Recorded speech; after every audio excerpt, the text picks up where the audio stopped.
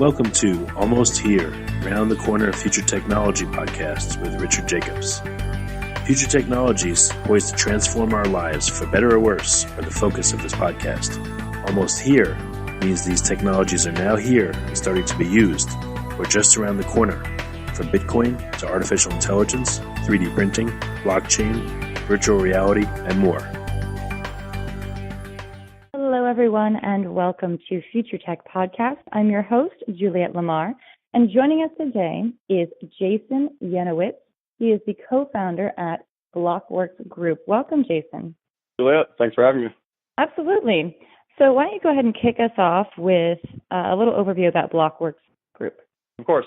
So the big problem right now that we're trying to solve is there's a boatload of information about blockchain and its impact on really everything. But the sources, the information out there, it's not very well organized, it's highly fragmented, and the people in this space really don't know where to go, don't have a reputable source of knowledge. And the fact is that, investors, executives, maybe a portfolio manager at Fidelity who's looking to deploy $100 million in space is not going to learn about an asset if it comes from a Twitter account called Crypto Whale, right? So that's the problem that we're trying to solve. And how are you going about solving that? Yeah, so right now our focus is on hosting events and hosting kind of exclusive dinners for a multitude of different people. So we host very, very specific catered events towards different target markets. So it might be 100 different Fortune 500 CEOs and CTOs and CIOs looking to learn about the impact of blockchain on their company's supply chain. It might be, we get 200 institutional investors in the space who are dipping their toes in the crypto investing space. It might be a crypto fund is looking for to get LPs. LPs interested in investing in digital assets, and we'll set up a dinner for them. So really, we're just an education provider and a connector in the space. Education is so important. I know that when I was first learning about blockchain, it feels like such an alien concept, but at the same time, it's so simple. And you're sitting there struggling with yourself of, am I stupid? Do I understand this? To, oh yeah, I totally get it. And it's funny how in technology that seems to be a unique aspect of the learning process. Yeah, I mean, the information out there right now, look, if you want to go learn about venture capital, or if you want to go learn about coding, the information's all out there. If you want to go learn about blockchain, you're going on Reddit and Twitter right now. It's a completely absurd concept. So you have a lot of companies trying to do this right now, right? You have great companies like CoinDesk who are putting out a boatload of news, but maybe not the most insightful news.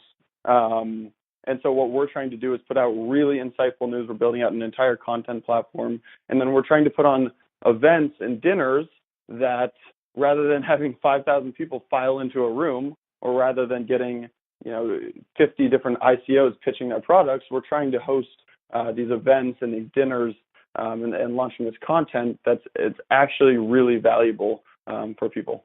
Well, it's going back to the original way that people learn is from one another. And when you're on, Reddit or some kind of chat room or group, you have a lot of people there that are maybe trying to mislead you, or they just want to talk because they think they know what they're talking about, but they might not. And it's way easier for people to grasp concepts when they're in a face-to-face, person-to-person type dinner situation. It's much easier to know if you trust that person, because that's that layer of humanity that we can see and pick up on nonverbal cues. So it's so important, I believe, to learn like that. And you bring up a great point. When you are trying to learn, you're not going to, a blockchain school. You're not going to be able to just Google it, because there's so many different opinions out there and so many things. It's like, what's real? You don't know. Yeah, but I completely agree there. But on that point, like what we're seeing happen over the past decade or two, and this trend will continue, is it's a crazy concept to think of everything becoming digitized, right? And decentralized. But and I am stealing this from Chris Dixon, who's at Andreessen Horowitz. Him and Katie Huan just launched the new $300 million crypto fund over there. It's right now we say put digital in front of things that are becoming digitized. But in 10, 20 years, as every single kid coming up these days learns coding in school, we all have, these supercomputers in our pockets. Digital will be the norm. We won't say put digital in front of things that have become, gone online. Mm-hmm. No, absolutely. So tell us a little bit about your background, Jason. How did you get involved with BlockWorks? How did you come to found this company? Yeah, so I'm a history fanatic, always been really interested. So I went to Emory University down in Atlanta, studied history, always really interested in technology and how technology impacts people and culture and society. But on the flip side, how people and culture and society pull technology, right? And so I worked in venture capital right after graduating from Emory, worked at a venture capital firm in New York, investing in late stage technology and biotech. After that, left to build out the business development team at an amazing data analytics company called Sisense that's working on enabling kind of the business users rather than just IT to use data and to be able to actually, drill down and analyze this data. And the whole time I'm thinking about how culture and people in society are pulling, kind of just requesting something else. Right? Our financial services system, for example, the plumbing has been around since the 70s, right? But, we all have, like I mentioned earlier, these supercomputers in our pocket. And so I started looking into different ways that people, we were going to go towards globalization and decentralization. And obviously, type in decentralization on, Google in 2016, and there are these crazy articles being written about Bitcoin. Went down the Bitcoin kind of rabbit hole in 2016, originally just from like an investment standpoint, and then started doing kind of the event circuit in New York, and found out that this crazy technology out there called blockchain is going to enable, Bitcoin was peer-to-peer payments without a third-party intermediary. Realized that blockchain is going to enable peer-to-peer everything without intermediaries. So I really went down that rabbit hole and got so obsessed and enthralled with this decentralized topic, basically, and blockchain in general, that left Sisense to build BlockWorks Group full time. Wow. So this is something that you've been in the trenches and that you really, you're really seeing a future with, which brings us to, you felt this revolution inside yourself. Where are you seeing this whole blockchain wave? Where's it going? Yeah, I mean, I've to put it simply, I've never felt so confident that this blockchain and tokenization concept is the future architecture of what people call is the Web 3.0. With that being said, the unbundling of data silos like Facebook and LinkedIn, and putting things going, like we said earlier, digital, right, with everything. We've seen glimpses of this in games and collectibles. Like, I don't know if you were following the CryptoKitties trend, but we've seen glimpses of it. But we're really, really a long ways away from until we store all of our data and assets on decentralized LinkedIn, decentralized Instagram, decentralized Google Docs. The combination of this shared data layer with a tokenized incentive system will create a really competitive ecosystem, and we're already seeing capital flow into the space and entrepreneurs flow into the space. But yeah, like I said, it'll take a while before it's the new architecture. And besides education, because that's a big one, what other challenges do you personally feel are standing in the way, or that we're working on, we're almost conquering? Yeah, I mean, when capital comes into the space, scams come into the space.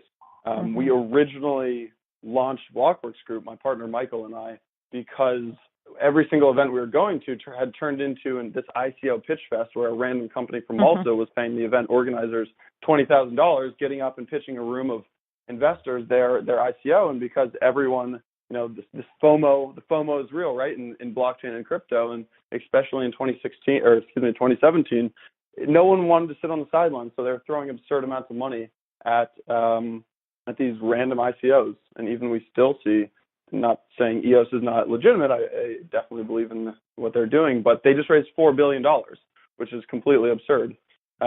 They barely even have a working network right now, and they raised $4 billion.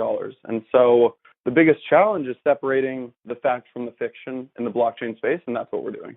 Oh, it's true when you say it's, anytime there's a good thing, it's going to attract maybe some not so tasteful things, simply because people don't know what they're doing, and when that lack of education, that is an easy place for people to come in.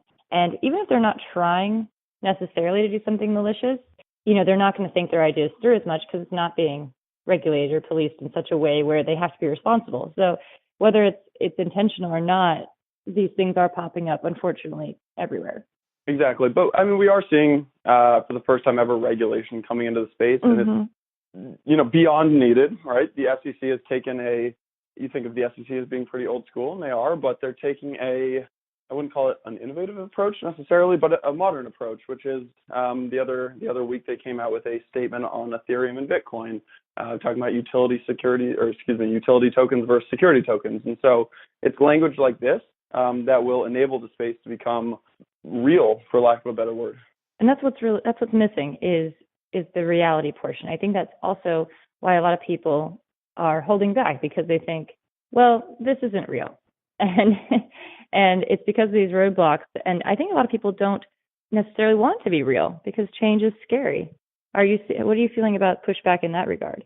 I think that people have trouble sometimes stepping back and seeing what's actually happening. So I'll kind of address two fronts here. One is that we're in the United States, which is the hardest country in the entire world to understand Bitcoin and blockchain. Why? Because things work here. The government works, money works, everything's free-flowing, and everything's easy. But you go somewhere where there's hyperinflation, you go somewhere where there's censorship, and blockchain makes a lot more sense. The other aspect is that we've been seeing these technology make everything, especially transactions, more efficient. Technology gives greater transparency of info and inclusion of a larger percentage of the global population involved in marketplaces. So, I mean, going back to 1602, the Dutch East India Company launched the first ever organized exchange.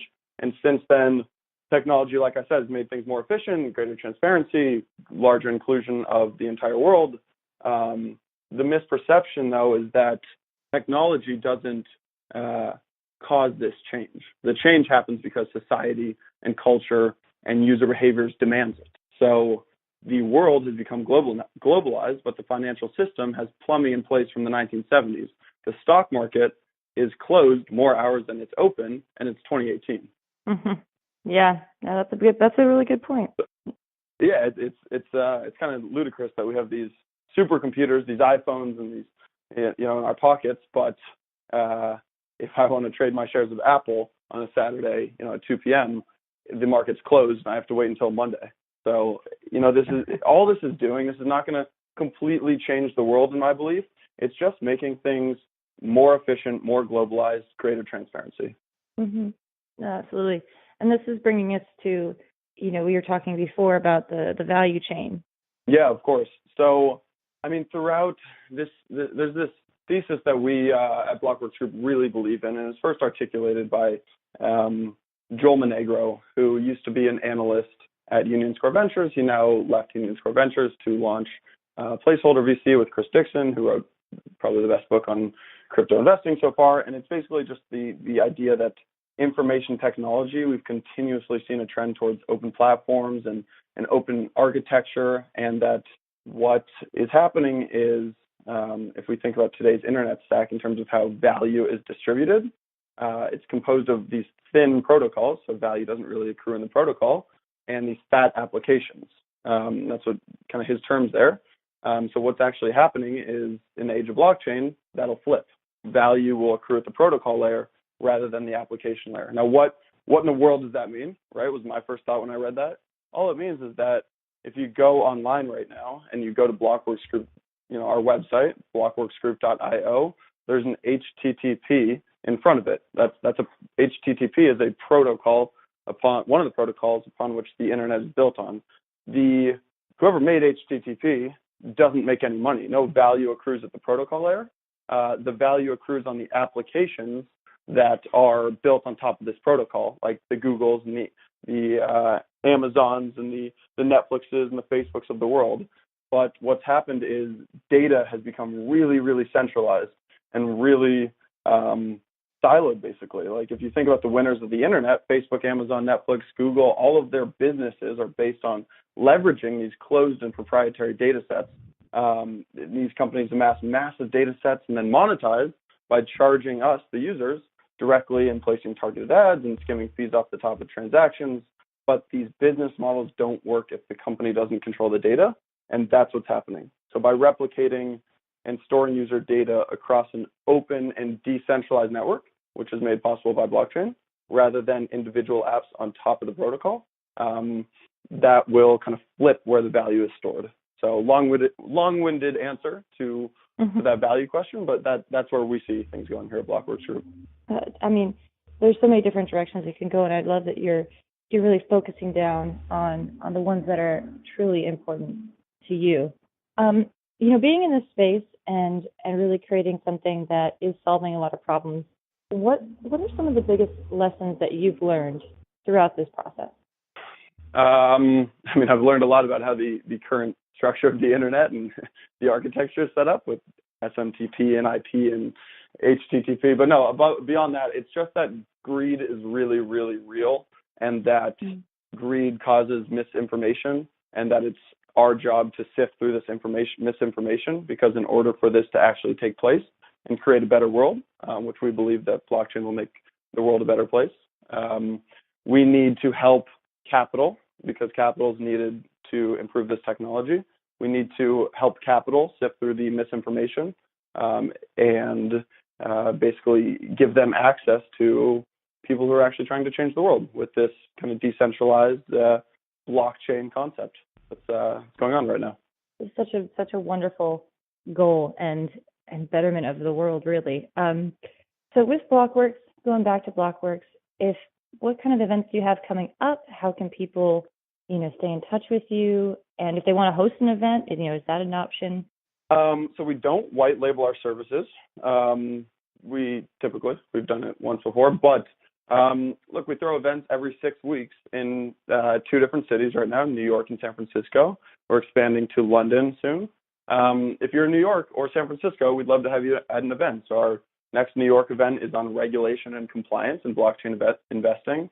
We have some of the biggest names in the space. If anyone's familiar with, T0 or Medici, which is led by Patrick Burns, the CEO of Overstock. We've got the COO and General Counsel of Medici. We've got the Chief Innovation Officer of AIG, talking about what AIG is doing with blockchain. We've got Josh Clayman, anyone who's been in the blockchain space knows a lot about her. She's one of the best lawyers in the space.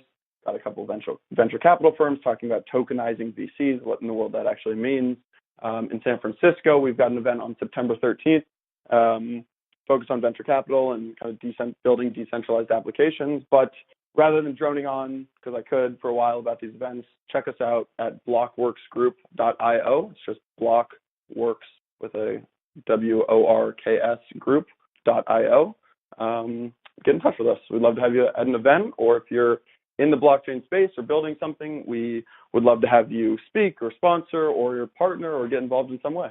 Fantastic. And you're also over social media. I see here your Instagram, YouTube, and Facebook, so people can find you there. Are you active on those networks? We are very active across all of social media. We put out content daily. We've got an amazing content team here. I write every single day. My co-founder writes every single morning as well. And we put out some pretty thought-provoking pieces. I know Michael recently wrote a piece on why blockchain will not be useful for supply chain, and that sparked a controversial debate on LinkedIn. But yeah, get in touch with us. All of our writings are on our website, which links to our blog. We've got an Instagram page where you can see pictures of our events. We've got a YouTube page where you can see actual video talks from guys like Anthony Pompliano at our events, and Michael Buscella at Block Tower, and Grayscale and Genesis at our events. And yeah, get in touch any way possible. We love bringing new people and educating people, and our goal hopefully is to educate them, but I'm sure people always leave our events having met some great new people, having learned a lot, but hopefully with more questions than they have answers. Absolutely. Well, Jason, thank you so much for coming on the program and answering some of our questions and leaving us with a lot more answers than we had before. Glad I could help, Juliet. Thanks so much for having me on. That was Jason Yanowitz. He is the co-founder at BlockWorks Group. They're fantastic. Check them out. I'm on their Instagram page right now. Follow them everywhere. Thank you all so much for tuning in. This has been Juliet Lamar with Future Tech Podcast. You have been listening to Almost Here, Around the Corner Future Technology podcast with Richard Jacobs. Subscribe to this podcast, post a review to discover more future technologies that are poised to transform our lives for better or worse, such as Bitcoin, artificial intelligence, 3D printing, blockchain, virtual reality, and more.